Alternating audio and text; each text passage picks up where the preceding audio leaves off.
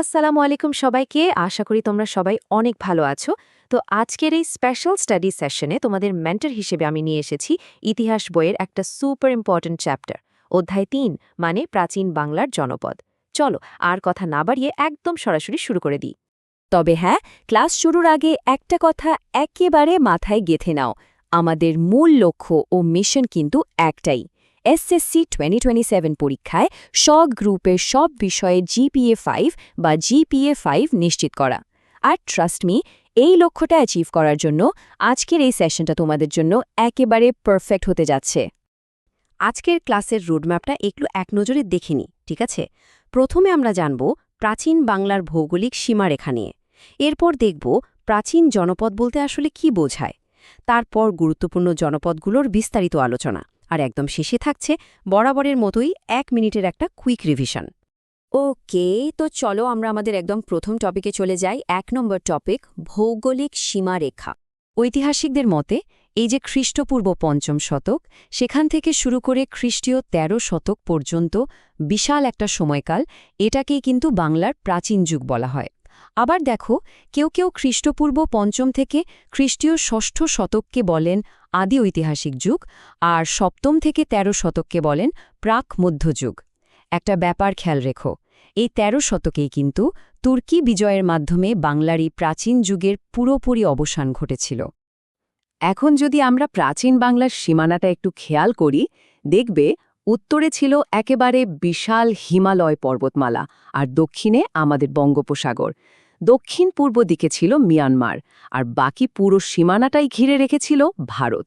এখানে একটা দারুণ মজার বিষয় আছে জানো, এই যে পদ্মা, যমুনা, মেঘনা বা ব্রহ্মপুত্রের মতো বড় বড় সব নদ নদী, এগুলো কিন্তু একেবারে প্রাকৃতিকভাবেই বাংলাকে বিদেশি শক্তির আক্রমণ থেকে বহুকাল সেফ রেখেছিল, মানে আড়াল করে রেখেছিল।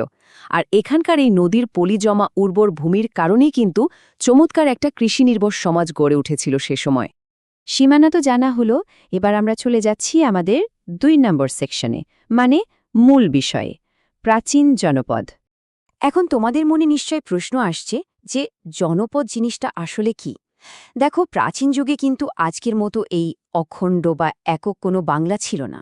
কোনো বড় সাম্রাজ্যভিত্তিক শাসন শুরুর আগে আমাদের এই বাংলা অনেকগুলো ছোট ছোট অংশে ভাগ করা ছিল, আর সেগুলো একেবারে স্থানীয়ভাবে শাসিত হতো। এই যে কৃষিনির্ভর ছোট ছোট জনবসতি, এগুলোকেই একত্রে বলা হতো জনপদ। সহজ কথায় বলতে গেলে প্রাচীন বাংলায় ওই অর্থে কোনো একক রাজনৈতিক ঐক্য বা সেন্ট্রাল পাওয়ার ছিল না। চলো এবার 3 নম্বর সেকশনে যাই, গুরুত্বপূর্ণ জনপদগুলোর বিস্তারিত। এখন আমরা এমন কিছু নির্দিষ্ট জনপদের কথা জানব যেগুলো থেকে বোর্ড পরীক্ষায় সবচেয়ে বেশি প্রশ্ন আসে, সো একটু মনোযোগ দিয়ে শুনবে কিন্তু। শুরুতেই আসছে গৌড় জনপদের কথা। 6ষ্ঠ শতকের দিকে বাংলার উত্তর আর উত্তর পশ্চিম অংশে এটি গড়ে ওঠে। 7ম শতকের বিখ্যাত রাজা শশাঙ্কের নাম নিশ্চয়ই শুনেছ, তাকে কিন্তু বলা হতো গৌড় রাজ। আর এখানকার সবচেয়ে ইম্পর্ট্যান্ট পয়েন্টটা হলো এর রাজধানী। গৌড়ের রাজধানী ছিল কর্ণসুবর্ণ, যেটা এখনকার পশ্চিমবঙ্গের মুর্শিদাবাদ জেলায় অবস্থিত। এরপর আসি বঙ্গ জনপদে। এই বঙ্গের 5 জন বিখ্যাত রাজার নাম কিন্তু আমাদের অবশ্যই মনে রাখতে হবে। বঙ্গ খুবই প্রাচীন একটা জনপদ, যেটা বর্তমান বাংলাদেশের পূর্ব আর দক্ষিণ পূর্ব দিকে গড়ে উঠেছিল। এখানকার ওই 5 জন রাজার নাম তোমাদের একেবারে মুখস্থ রাখতে হবে। তারা হলেন ধর্মাদিত্য, দাদাশিদিত্য, সুধন্যাদিত্য, গোপচন্দ্রা এবং সমাচার দেব। হ্যাঁ, জানি নামগুলো একটু খটমটে লাগতে পারে, কিন্তু ট্রাস্ট মি, 2-3 বার একটু মনোযোগ দিয়ে পড়লেই দেখবে একদম ইজিলি মনে থাকবে। এবার চলো দেখি পুন্ড্র জনপদ। আচ্ছা, পুন্ড্র শব্দের অর্থ কি সেটা কি জানো? এর অর্থ হল আখ বা ইক্ষু। প্রাচীন বাংলার সবচেয়ে সমৃদ্ধ নগর সভ্যতায় কিন্তু ছিল এই পুন্ড্র। এর রাজধানীর প্রাচীন নাম ছিল পুন্ড্রনগর। আর ইন্টারেস্টিং ব্যাপার হলো এর বর্তমান নাম কিন্তু মহাস্থানগড়। আর এখানেই পাওয়া গেছে বাংলাদেশের একেবারে প্রাচীনতম শিলালিপি, যাকে বলা হয় মহাস্থান ব্রাহ্মী লিপি। নোট করে রাখো, এটা এমসিকিউ এর জন্য সুপার ইম্পর্ট্যান্ট। চলো এবার দ্রুত আরও ৩টি জনপদের লোকেশন একটু জেনে নিই। প্রথমে হরিকেল, এটা বিস্তৃত ছিল আমাদের আধুনিক সিলেট থেকে একদম চট্টগ্রাম পর্যন্ত। এরপর আসে সমতট, যেটা মূলত বর্তমান কুমিল্লারই প্রাচীন নাম। এদের রাজধানী ছিল বড়কামতা। আর ওই যে কুমিল্লার ময়নামতির বিখ্যাত শালবন বিহার, ওটা কিন্তু এই সমতট জনপদেরই অন্যতম প্রাচীন একটা নিদর্শন। সবশেষে আসি বরেন্দ্র বা বরেন্দ্রভূমির কথায়। এটি মূলত উত্তরবঙ্গের বগুড়া, দিনাজপুর আর রাজশাহী জেলার বেশ কিছু এলাকা নিয়ে গঠিত ছিল। আমাদের আজকের লিস্টের শেষ দুটি গুরুত্বপূর্ণ জনপদ হল তাম্রলিপ্ত আর চন্দ্রদ্বীপ। তাম্রলিপ্তের অবস্থান ছিল বর্তমান মেদিনীপুর জেলার তমলুকে, আর ৭ম শতক থেকে এটি দণ্ডভক্তি নামে পরিচিত হতে থাকে। আর চন্দ্রদ্বীপ, এটা খুব সহজেই মনে রাখতে পারবে, বর্তমান বরিশাল জেলায় হল প্রাচীন বাংলার এই ক্ষুদ্র জনপদ চন্দ্রদ্বীপের মূল ভূখণ্ড। ৪ নম্বর টপিক, ১ মিনিটের কুইক রিভিশন।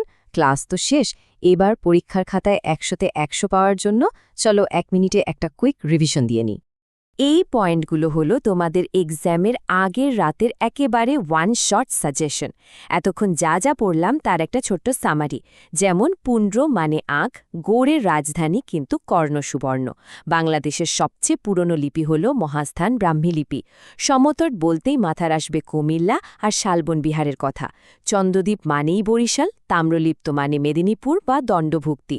হরিকেল বিস্তৃত ছিল সিলেট থেকে চট্টগ্রাম। আর বঙ্গের সেই ৫ জন রাজার নাম কিন্তু কোনোভাবেই ভুলে গেলে চলবে না। সবশেষে প্রাচীন বাংলায় কিন্তু কোনো একক রাজনৈতিক ঐক্য ছিল না, ছোট ছোট অঞ্চলে বিভক্ত ছিল। আর হ্যাঁ, প্রাচীন জনপদের এই টাইমলাইনটা একদম ব্রেনে সেট করে নাও। খ্রিস্টপূর্ব ৫ম শতকে শুরু হয় প্রাচীন যুগ। এরপর ৬০০ শতকে গড়ে ওঠে গৌড় জনপদ। ৭ম শতকে আসে শশাঙ্কের রাজত্ব। ১০ম থেকে ১১শ শতকে হরিকেল জনপদ পূর্ব দিকে তার সর্বোচ্চ বিস্তারে পৌঁছায়। আর ১৩শ শতকে এসে তুর্কি বিজয়ের মাধ্যমে বাংলার এই প্রাচীন যুগের পুরোপুরি সমাপ্তি ঘটে। শুরু থেকে শেষ পর্যন্ত আমাদের সাথে থাকার জন্য তোমাদের সবাইকে অসংখ্য ধন্যবাদ। আজকের এই অসাধারণ এবং গোছানো স্টাডি নোটটি তৈরি করেছেন কেজেড আদিপ, ইওয়াই একাডেমি। আচ্ছা, এতগুলো জনপদের কথা তো জানলে, কখনো কি ভেবে দেখেছ বর্তমান বাংলাদেশের যে জেলায় তোমরা থাকো সেটা প্রাচীনকালে ঠিক কোন জনপদের অংশ ছিল? একটু ভেবে দেখতে পারো কিন্তু। আমাদের এই GPA-5 মিশনে যুক্ত থাকতে চাইলে এখনই চ্যানেলটি সাবস্ক্রাইব করে নাও, আর বন্ধুদের সাথে আজকের এই ক্লাসটি শেয়ার করতে একদম ভুলবে না। দেখা হবে পরবর্তী ক্লাসে। সবাই ভালো থেকো। আল্লাহ হাফেজ।